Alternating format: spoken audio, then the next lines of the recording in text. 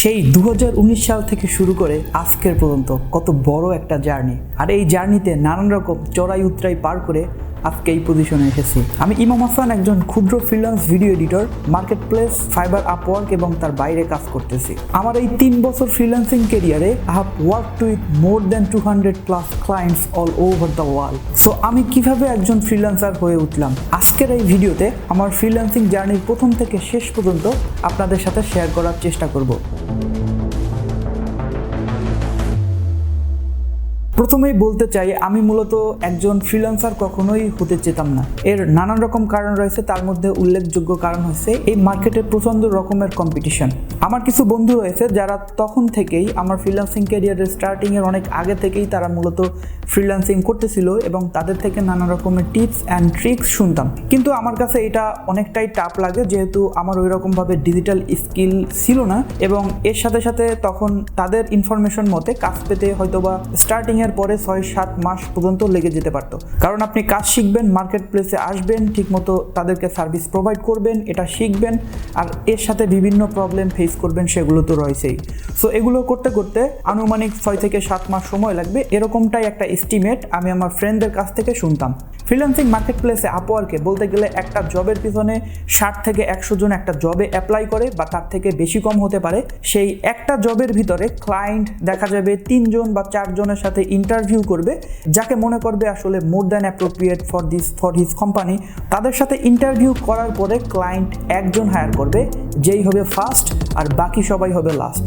So it's a huge competition. এগুলো আমি জানার কারণে আসলে এই ফ্রিল্যান্সিং সেক্টরে আসার আমার কোনো উদ্দেশ্যই বা ইন্টারেস্ট ছিল না। এছাড়াও আরও একটি গুরুত্বপূর্ণ বিষয় হলো ফ্রিল্যান্সিং জার্নিটা পুরোটাই আনসার্টেইন। আপনার এখন ক্লায়েন্ট থাকবে, আপনি এখন লাখপতি হবেন, পরবর্তীতে ক্লায়েন্ট না থাকলে দেখা যাবে আপনার এই ফ্রিল্যান্সিং বিজনেসটা লস করবে বা আপনি আর মার্কেটে টিকে থাকতে পারবেন না। এই সব স্ট্রাগল জানার পরেও আসলে আমি কেন ফ্রিল্যান্সিং জার্নিটা শুরু করেছিলাম, আর ফ্রিল্যান্সিং করতে কি কি দক্ষতা লাগে, আর সেই দক্ষতাগুলো কোথা থেকে আমি শিখেছিলাম, সেগুলো জানতে হলে আমাকে যেতে হবে 2019 সালে। মূলত 2018 সালে আমি আমার এইচএসসি কমপ্লিট করি। এইচএসসি কমপ্লিট করার পরে বিভিন্ন ইউনিভার্সিটিতে আমি পরীক্ষা দেই, বাট দুর্ভাগ্যবশত আমি কোনো ইউনিভার্সিটির সিট নিতে পারি না। অ্যাকচুয়ালি অ্যাডমিশন টেস্টের টাইমে আমি অনেক স্ট্রাগল করেছি, but inter first year, second ইয়ারে অনেক ঘোরাফেরা হয়েছে, আড্ডাবাজি হয়েছে, যার কারণে আমি আসলে ম্যাথ সহ যে সকল হার্ড টপিকসগুলো আছে সবগুলো কমপ্লিট করে ওইরকম পজিশনে যেতে পারিনি। সো এই বিষয়ে আমার একটা ক্রেভিং ছিল যে I have to do something that is little bit different. So ওই সময় থেকেই একটু অনলাইনের প্রতি ঝোঁক। After that, I decided to create a YouTube channel and Facebook page, যেখানে আমি মূলত বিভিন্ন ক্যাটাগরি নিয়ে ঘাটাঘাটি করতেছিলাম। আর তখন আমি জিম করতেছিলাম রেগুলারলি। সো আমার মনে হচ্ছিল যে আমি একটা যদি gym related, fitness, self motivation related একটা চ্যানেল ক্রিয়েট করি, এটা আমার জন্য পারফেক্ট হবে। আমি একটা পেজ ক্রিয়েট করি এবং এর সাথে সাথে একটা ইউটিউব চ্যানেল ক্রিয়েট করি। আর ওই সময় আমার কাছে ওইরকমভাবে ভালো ইকুইপমেন্ট ছিল না যে একটা ভালো কোয়ালিটি, বা ওইরকম কোনো ভালো গাইডলাইন ছিল না যে একটা ভালো গাইডলাইনের সাথে আমি আসলে এই বিষয়গুলো হ্যান্ডেল করব। সো এগুলো আসলে কাজ করে না। আমি সেখানে দীর্ঘ 1 বছর 2020 সাল কোভিড টাইমে পুরো টাইমটাই সেখানে স্পেন্ড করি।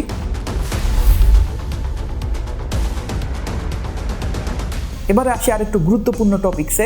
সেখানে আমি 27টা ভিডিও আপলোড করি। সেই 27টা ভিডিও আপলোড করার পিছনে আমার নানান রকম স্ট্রাগল করতে হয়। তার ভিতরে রয়েছে কোন টপিকসে ভিডিও বানাবো, সেই টপিক্সটা খুঁজে বের করা, তারপরে সেই টপিক্সের উপরে স্ক্রিপ্টিং করা, তারপরে সেইগুলো নিজে নিজে প্র্যাকটিস করা এবং ক্যামেরা থেকে, তখন ক্যামেরা ছিল না, ফোন থেকে ভিডিও করার পরে অ্যাডোব প্রিমিয়ার প্রোতে সেটা এডিট করা, বিভিন্ন মোশন গ্রাফিক্স অ্যাড করা, এই সবগুলো আমি আমার চ্যানেলের জন্য করতে থাকি, যেটা আমার নিজের চ্যানেল ছিল অ্যাজ আই মেনশন। সো এই 27টা ভিডিওর ভিতরে কোনো ভিডিও এরকমভাবে ভিউজ আসেনি। I was little bit worried. So what I have to do now. So আমি আসলে এই পরিস্থিতিতে কি করতে পারি, যেহেতু আমি অলরেডি বলেছি আমি ওই চ্যানেলটাতে 1 বছর কাজ করেছি, আর সেই সাথে নানান রকম বিষয় নিয়ে ঘাটা হয়েছে, নানান রকম বুকস স্টাডি করা হয়েছে, like the power of positive thinking and similar kind of motivational books. এর সাথে যে ডিজিটাল স্কিলগুলো রয়েছে ইনক্লুডিং ভিডিও এডিটিং, সেগুলো আমার পুরোটাই আয়ত্তে চলে আসে। বসে। সো এক কথায় বলা যায় নিজের চ্যানেলে ভিডিও এডিটিং করেই, নিজের ব্যর্থ চ্যানেলের ভিডিও এডিটিং করেই আসলে আমার ভিডিও এডিটিংটা শেখা। আর এর পরবর্তীতে আমি আমার একটা ফ্রেন্ডের সাথে মিট আপ করি। সে ফ্রেন্ড বলতেছিল যেহেতু তোর ইউটিউব চ্যানেলটা ওইরকমভাবে গ্রো করতেছে না, তুই তোর এই ডিজিটাল স্কিলটা, যেহেতু তোর ভিডিও এডিটিং স্কিল ভালো, এইটা তুই অনলাইনে অন্য মানুষদের সার্ভিস করতে পারো। আমি অলরেডি আপনাদেরকে বলেছি ওর পরামর্শ অনুযায়ী ও আমাকে বলতেছিল তুই যদি এখন স্টার্ট করো তোর হয়তো বা 6 থেকে 7 মাস লাগবে আসলে একটা প্রোফাইল দাঁড় করাতে বা কাজ পেতে। আমি ওইখান থেকে আসার পরে বাসায় এসে একটা গিগ ক্রিয়েট করি ফাইবারে। আর সেই গিগ ক্রিয়েট করতে নানান রকমের প্রবলেমের ফেস করতে হয়। আমি যদি প্রবলেমগুলো মেনশন করি তাহলে আমার প্রথমেই বলতে হবে আসলে গিগ টাইটেলটা নিয়ে আমি কনফিউজ ছিলাম। অ্যাকচুয়ালি 2024 সালে এসে ফ্রিল্যান্সিংটা যেরকম ইজি, ঠিক 2020 সালেও ফ্রিল্যান্সিংটা ওরকম ইজি ছিল না। আর এখন ইউটিউবে লটস অফ কন্টেন্টস যেগুলো দেখে মানুষ নানান রকম ইনফরমেশন স্প্রেড আউট করতে পারে, বাট তখন এটা একদমই ছিল না। সো একটা ইনফরমেশন জানতে নানান রকমের মানসিক প্রেশার, যেহেতু আমার ওইরকমভাবে এক্সট্রা গাইড ছিল না যে আসলে কী করতে হবে না করতে হবে। আর আমার ফ্রেন্ডও ও মার্কেট প্লেসে কাজ করতো না, ও কাজ করতো বাইরে এজেন্সির সাথে। সো মার্কেট প্লেসে আমাকে গাইড করবে ওইরকমভাবে এক্সপার্ট আমার পরিচিত কেউ ছিল না। আমি যেহেতু ইউটিউবে 1 বছর কাজ করেছি, আমি আসলে জানি কোন টাইটেলটা বেশি ওয়ার্ক করবে, কোন টাইটেলটা বেশি ওয়ার্ক করবে না। এখানে ডেলিভারি টাইম দেওয়া আছে 24 আওয়ার্স ডেলিভারি। লাস্ট যে ডেলিভারি টাইম সেটা হলো 24 আওয়ার্স। তো আমি টাইটেলে ইউজ করেছিলাম I will edit YouTube videos within 20 hours. So যেহেতু এখানে 20 আওয়ার্স দিয়েছি, আমার গিগটা অ্যাপ্রুভ নাও হতে পারে, এরকম একটা কনফিউশন মনের ভিতরে ছিল। সেগুলো থেকে আমি গিগটা পাবলিশ করি। আর গিগটা ক্রিয়েট করতে করতে আমার রাত 4:30 বেজে যায়। I was so much tired. গিগটা পাবলিশ করে শুয়ে পড়ি, এর সাথে সাথে ইমেল আসে যে আপনার গিগটা আসলে পাবলিশড হয় নাই, কারণ অন্য ক্রিয়েটরদের কোনো অ্যাসেট অথবা কপিরাইটেড কোনো কন্টেন্ট এই গিগের ভিতরে ইউজ করেছেন। But there was no copyrighted content, because আমি এই কপিরাইট সম্পর্কে অলরেডি খুব জানতাম যেহেতু আমি কাজ করেছি। সো আমি আসলে ভাবতেছিলাম যে এটা দিয়ে আসলে কোনো কাজ হবে না। প্রথমে স্টার্ট করলাম, স্টার্টে এত কনফিউশন, কী করব, কীভাবে প্রোফাইল ক্রিয়েট করব। There was lots of option like freelancer profile, hiring profile. So সব কিছু মিলিয়ে কনফিউজড আসলে যে আমি ঠিক পথে আগাচ্ছি কিনা, আমি কি রং পথে যাচ্ছি না ঠিক পথে যাচ্ছি, এরকমটা বলার মতো কোনো গাইড তখন আমার ছিল না। After that I was researching যে আসলে কিভাবে এখন তাদের সাথে রিচ আউট করা যায়। এখন যেরকম চ্যাট জিপিটিতে আপনি একটা কমান্ড দিলে তার রিপ্লাই 1 লাইনের ভিতরে বা 5-10 ওয়ার্ডের ভিতরে কমপ্লিট হয়ে যায়, তখন ওইরকমভাবে ইনফরমেশন ছিল না। সো আমি ফাইবারে ওই রকম খোঁজ করি যে তাদের সাথে কমিউনিকেট করার বা তাদের সাথে যোগাযোগ করার কোনো অপশন আছে কিনা। ওইরকম ওয়েবসাইটে তাদের সাথে যোগাযোগ করার কোনো অপশন পাইনি। পরে গুগলে সার্চ করার পরে একটা ইমেল আসে support.fiverr.com। সো এটা পাওয়ার পরে ওইখানে আমি মেইল করি যে আসলে আমি একটা গিগ পাবলিশ করেছি।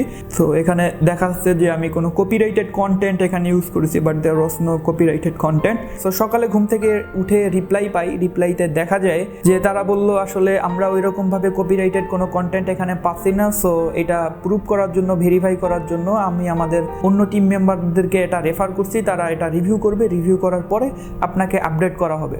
সো আমি ওয়েট করতে থাকি। পরবর্তীতে তারা এটা আপডেট করে আর আমাকে জানায় যে আপনার গিগটি পাবলিশ করা হয়েছে, আমাদের কোনো টেকনিক্যাল ইস্যুর জন্য আসলে এই সমস্যাটা হয়েছে। সো আপনার গিগ লাইভে দেয়া হয়েছে, মানুষ চাইলে এটা দেখতে পারবে। সো গিগ পাবলিশ করার পরে কিছুদিন আমি ওই মার্কেট প্লেসে বসে থাকি, স্ক্রল করতে থাকি যে কেউ একজন আসবে আমাকে নক করবে, বাট কেউ আসে না। আমি ওয়েটের পর ওয়েট করতে থাকি, সারাদিন কম্পিউটারের সামনে বসে থাকি, বাট কোনো রেসপন্স কারো থেকে পাইনি। পরবর্তীতে আমি জানতে পারি সেখানে বায়ার রিকোয়েস্ট নামে একটি অপশন রয়েছে। সো সেখান থেকে আমি আসলে বায়ার রিকোয়েস্ট সেন্ড করা শুরু করি, বাট বায়ার রিকোয়েস্ট সেন্ডেও কোনো কাজ হয়নি, কোনো রেসপন্স নেই। পরবর্তীতে আমি তাদের টাইমিং অনুযায়ী, দেশের টাইমিং, ইউএসের টাইমিং অনুযায়ী রাত 12টার দিকে বা রাত 3টার দিকে আমি অ্যাপ্লাই করা শুরু করি। ওই সময় যে জবগুলো আসতো সেইগুলোতে অ্যাপ্লাই করতাম। একদিন রাতে আমি একটা বায়ার রিকোয়েস্টে ওখানে অপশনে অ্যাপ্লাই করার পরে সাথে সাথে রেসপন্স আসে। রেসপন্সটা আই গেস 3টা 4টার দিকে আসে অথবা তার একটু আগে।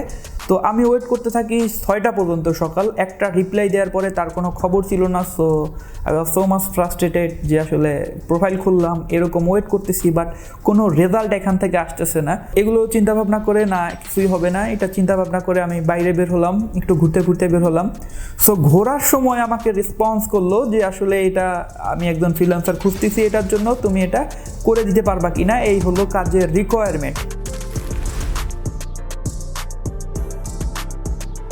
এই সময় আমি একটা বড় মিস্টেক করি, যেই মিস্টেকটা হলো আমি আসলে বুঝতে পারিনি যে ফাইবারের নানান রকম রুলস রিকোয়ারমেন্ট আছে, এগুলো তখন আমি জানতাম না। আমি ভাবতাম যে একটা অর্ডার যদি কারো থেকে প্লেস করানো যায় তাহলেই হয়তো বা হয়ে গেল শেষ, বাট না, ফাইবারের সব কিছুই করা যায়। আপনার একটা কমপ্লিটেড অর্ডার দেখা যাবে আপনি 1 মাস 2 মাস 1 বছর আগে বা তার থেকেও বেশি সময় আগে একটা অর্ডার কমপ্লিট করছেন, বা সেখান থেকে আপনি কোনো রং ছিল, সেখানে দেখা যায় অন্যের কাজ আপনি ডেলিভারি করে দিলেন বা কোনো একটা মিস্টেক আপনি করে ফেললেন, চাইলে ওই ক্লায়েন্ট চাইলে ফাইবারে রিপোর্ট করে তখন আপনার অর্ডারটা ক্যান্সেল করাতে পারবে, আর আপনার অ্যাকাউন্ট থেকে সেই টাকাটা কেটে নেবে। আপনার অ্যাকাউন্টে যদি টাকা নাও থাকে তাহলে ওইখানে মাইনাস অ্যামাউন্ট হিসেবে আসবে, পরবর্তীতে যখন আপনার আর্নিং আসবে সেখান থেকে ওই টাকাটা কেটে নিবে। তো এগুলো আমি না বুঝেই আসলে ক্লায়েন্টের সাথে কমিউনিকেট করতেছিলাম। At the same time client আমাকে জিজ্ঞেস করছিল যে আসলে সে যে রিকোয়ারমেন্টটা দিছে সেটা আমি বুঝছি কিনা।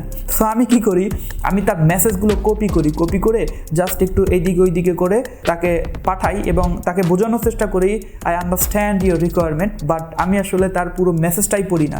আমি সো মাচ এক্সাইটেড ছিলাম যে আমাকে কেউ হায়ার করবে, আমি তার কাজ করে দিব, এটার জন্য খুবই এক্সাইটেড ছিলাম। তার রিকোয়ারমেন্ট কি ওইটা তো পরে আসবে। I was that level mat.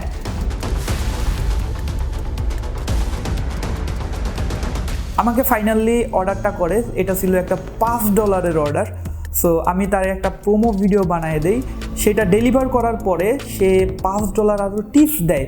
So আমার হয়ে গেল $10। আমার কাজটা করতে সর্বোচ্চ 30 মিনিটের মতো লাগছিল, হয়ে গেল $10। অ্যাট দ্য সেম টাইম সে আমার কুইক রেসপন্স দেখে সে আরও একটা অর্ডার দেয়, আর সেই অর্ডারের জন্য কিছু গ্রাফিক্স রিলেটেড কাজ ছিল, সেইগুলো আমি গ্রাফিক্স ডিজাইনের মাধ্যমে সেগুলো করে ভিডিওর ভিতরে অ্যাড করে দেই। সো এটা দেখে সে বলতেছে যে এটা আলাদাভাবে আমি পাবো কি না। সো আলাদাভাবে আমি বলি, আলাদাভাবে এই গ্রাফিক্স ডিজাইন রিলেটেড কাজ নিতে আপনাকে আলাদা পে করতে হবে। সো তাকে আর একটা কাস্টম অফার পাঠাই, সে আরও একটা অর্ডার দেয়।